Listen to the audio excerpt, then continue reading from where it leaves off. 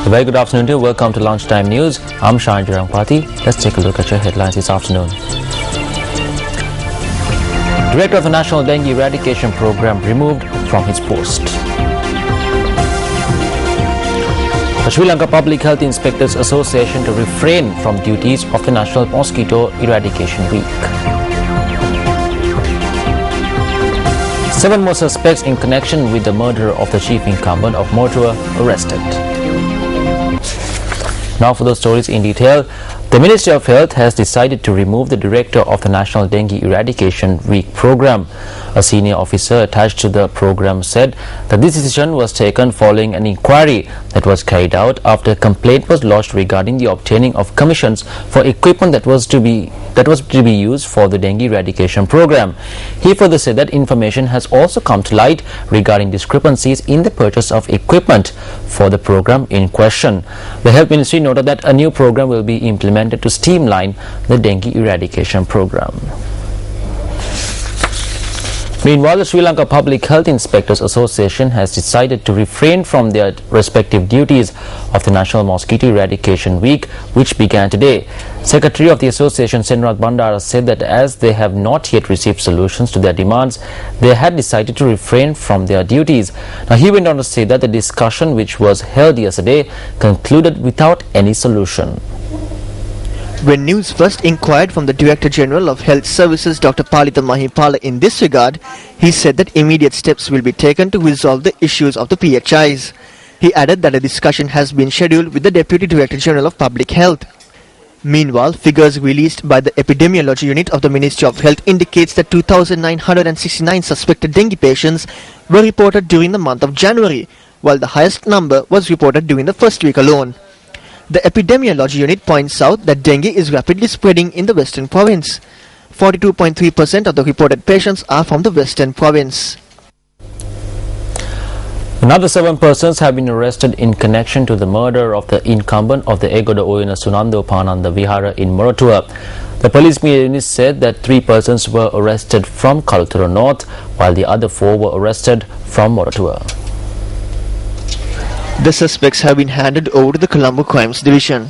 The police went on to say that the deputy mayor of Moratuwa, who was arrested on suspicions of being connected to the murder, was remanded until the 14th of this month after he was produced before the Moratuwa magistrate last evening. Venerable Matigahatanne Vimala Vangshatero, the incumbent at the Egoda Oyane Sunando Pananda Vihara in Moratuwa, was murdered on Sunday night. The bodies of 2 suspects involved in the murder were found in Bandaragama on Monday. The police suspect that the murder could have been the result of a long-standing land dispute. The final rites of the late Venerable Matigahatanne Vimala Vangshatero will take place tomorrow.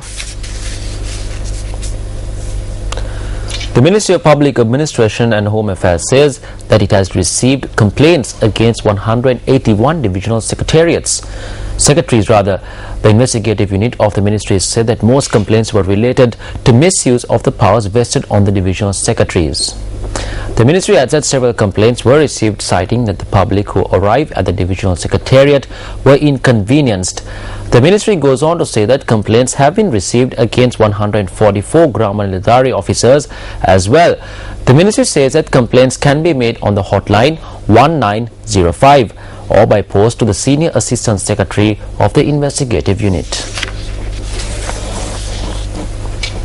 Also in local news, the Department of Examination says that the highest pass percentage at the recently concluded GCE Advanced Level Examination was reported from the Sabaragama province. Commissioner General of Examinations WMNJ Pushpakumara said that the pass mark percentage stands at 65.68%. 19,157 candidates faced the advanced level examination and 12,583 had passed all 3 subjects. The second highest pass mark percentage was reported from the Uva province with 64.77%. The southern province stands at 3rd position with a pass mark percentage of 64.35%. However, figuratively, the western province has the highest pass mark percentage with 62.67%. Well, we received several reports where the expectations of the innocent public were taken for granted due to false promises made by politicians. Now, such a case was reported from the Piligannahena area in Hakmana, where the people in this area were outsmarted by politicians during the election period.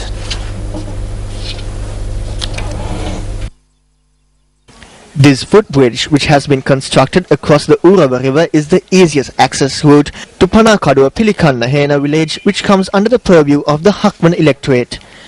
The other only alternative to get into the village is a footpath and stretches to up to around 4 kilometers.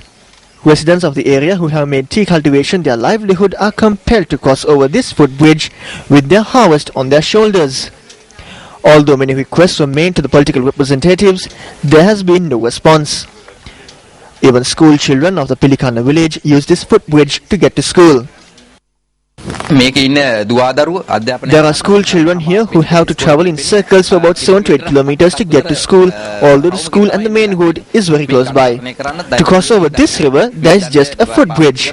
During the past, children had fallen into the river and faced dangerous encounters by trying to cross this river.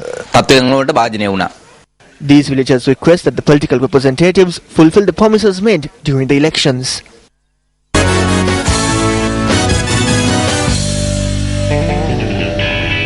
Moving on to sports news, captain of the Sri Lanka women's cricket team, Shashikala Siriwardena, says that this World Cup could be her final World Cup. Now, she made this statement following the victory against host India yesterday. I'm seriously super happy, and maybe this might be my last World Cup, so I just really wanted to do something special for my team, so I'm so happy. We wanted to move 2 players in who are good fielders and left arm fast bowler and left arm spinner, so we had to remove number 3 batter Prasadini. So we just, coach and management, we talked about this, and we just wanted to promote her up in the order because she had batted really well in the domestic season as number 3. So I got a call from my home, so they are really excited, and the people over there really happy for the first time, and they have seen this is second match that they have seen live, so all are changing for us. And that ends the lunchtime news bulletin. Thank you very much for watching. I'm Shanjirang Pati. Goodbye.